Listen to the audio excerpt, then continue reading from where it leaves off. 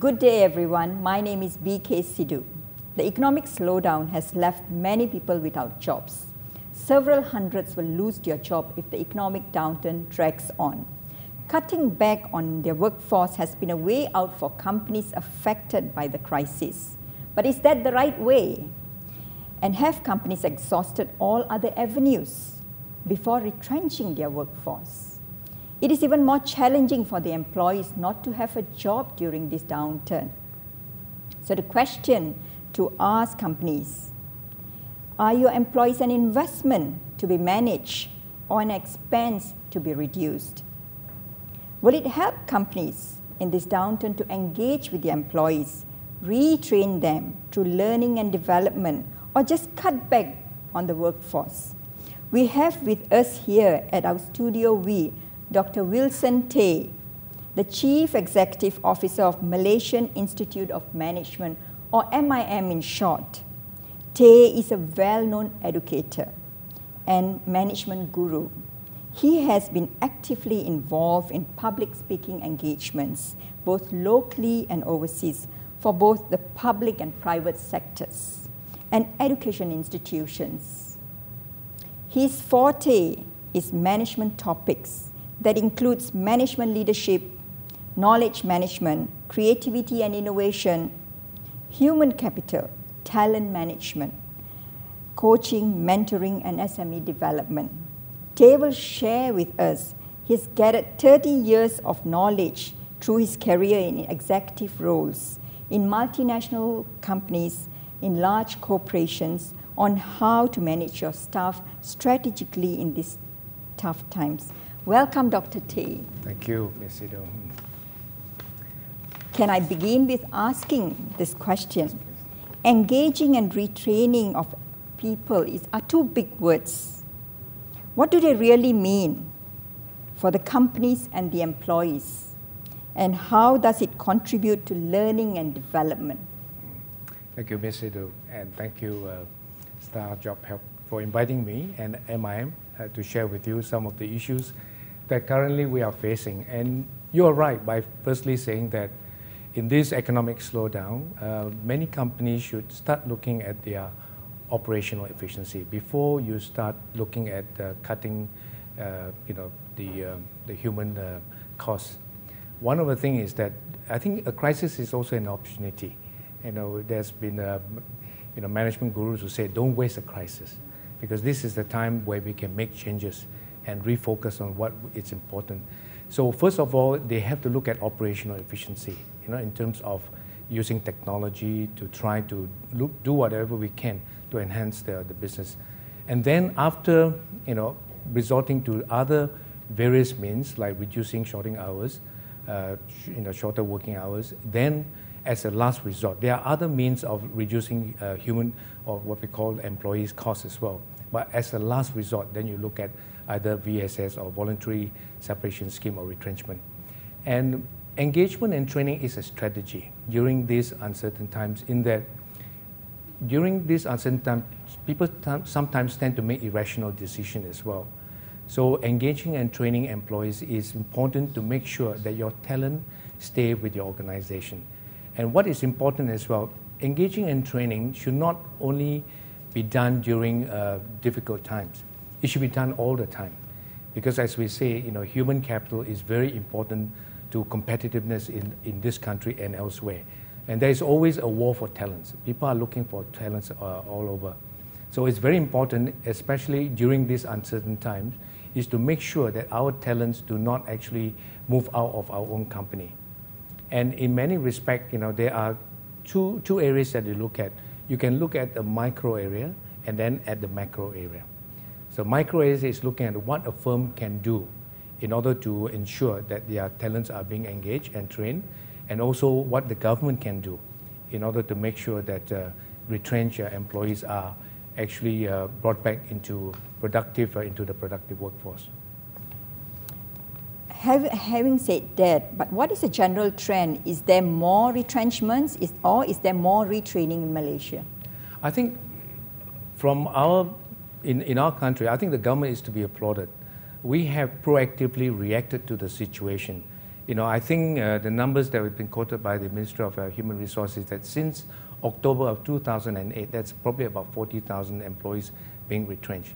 And that's not a significant number compared to elsewhere, in the world. And not only that, I think the government is to be applauded because they are proactive in the sense that there's a stimulus package to ensure that, retrenched employees are really, replaced back into our productive workforce. The Ministry of Human Resource has a sizable budget to make sure that we have 3 programs, and I thought that they are very good. One is the train and place, and train and replace, and train and retain.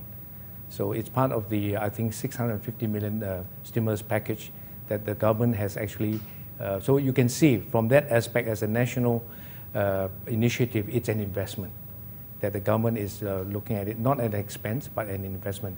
And I guess that's the national leadership. But when you look at companies, it is a challenge for them to retrain. They have to make sure their operational costs are cut.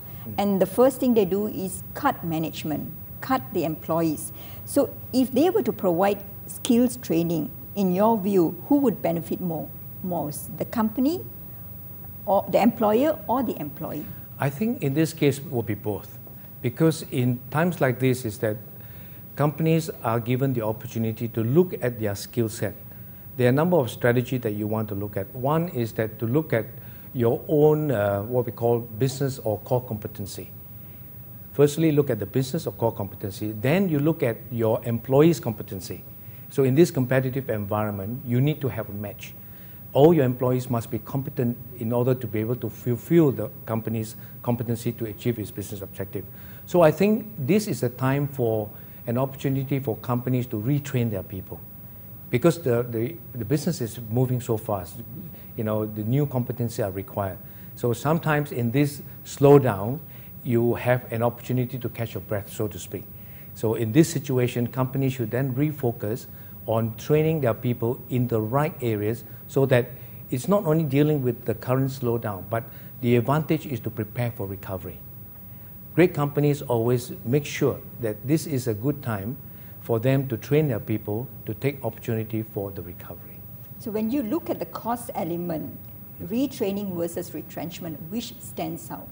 I think I will go for retraining first, because as you know, in this competitive world, human capital or employees or talents are going to be the key features in terms of determining the competitiveness of company. So I think that when you have already talent in your organization, it is best to reinvest in them, retrain them, rather than just let them go. And this is why the government is very conscious to not let go, the people into the unemployment situation. Yeah. We know the government's role, the companies and employees, and the academia and MIM trying to engage.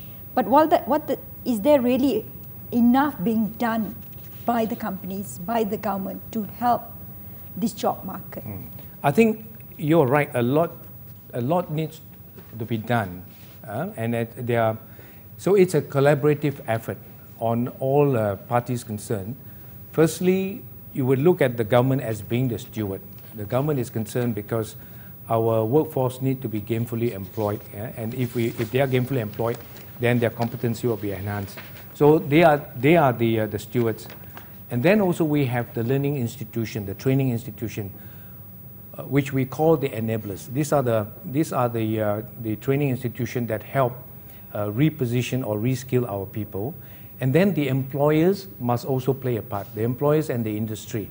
So they must encourage and continue to train our people, irregardless of whether it is good or bad times.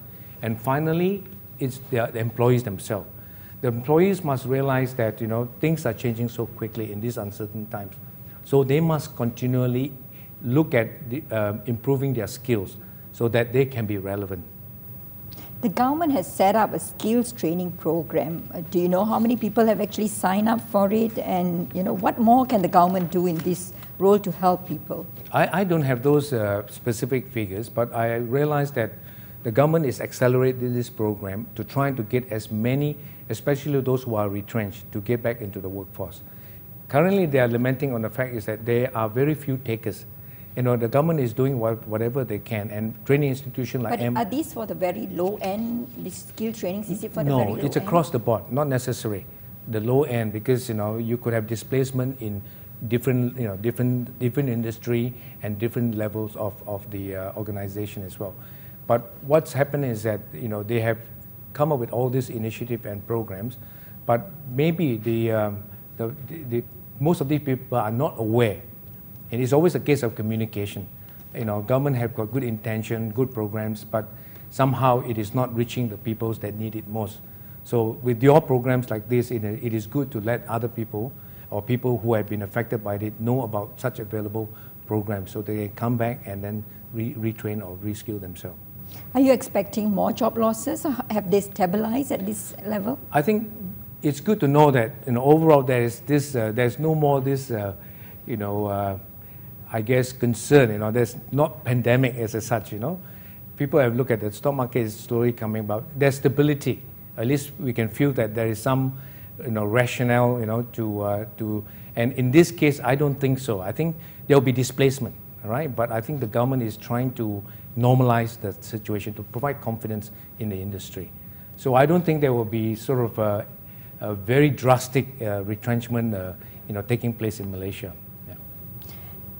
If you were to look at somebody who has lost a job, or his company is going to retrench, how would an organization like yourself actually come and put forward to a company, to look at retraining instead of just retrenching? Because as an employee, if you know your company is going to retrench, you will be so worried for your life.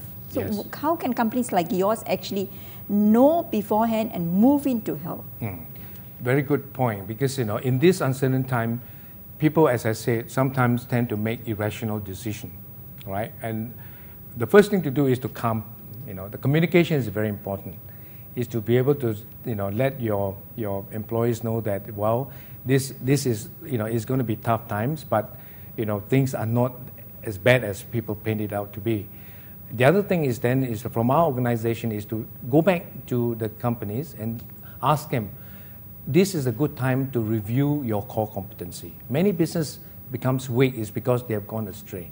So this is a good time to assess the organization and the core competency, and also look at their staff competency, their employees' competency. And this is where we can play a part, because if there is a gap, then this is the best time to retrain them or to provide them with new skills and new competencies, so that they can they can actually be ready when the recovery takes place. Yeah. So you are suggesting that all the training budgets the companies have is to use them instead of put them in cold storage in these times. Exactly. Because training should, as I said, should be continuing irregardless of whether it's a good or bad time. It's just that perhaps maybe in uncertain times, this is the best opportunity for you to let people go. If they are working shorter week, this is the best time for them to go back to schools or to classes, so that they can retrain themselves. Allowing people to work from home is a new way of thinking in the Western countries. It's not come to Malaysia in a big force. Do you think this is the right platform, the current economic crisis, to actually start people working from the home? I think so. I think the paradigm would change with technology taking place, because work is not where you are. Work is where you create value. Anywhere. You could be on the beach, you could be at home, so long as you create the value. And I think that's what, and I think it will change. With technology and with current development, you have jams all over the place. So people are starting to actually create value from anywhere. Could be home, could be could be this cafe. They're writing a good book. Nothing wrong with that.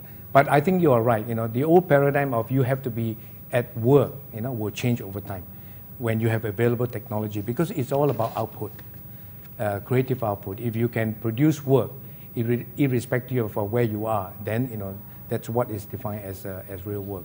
So ultimately, if the company is trying to save costs, they can save costs by getting the employee to work from home.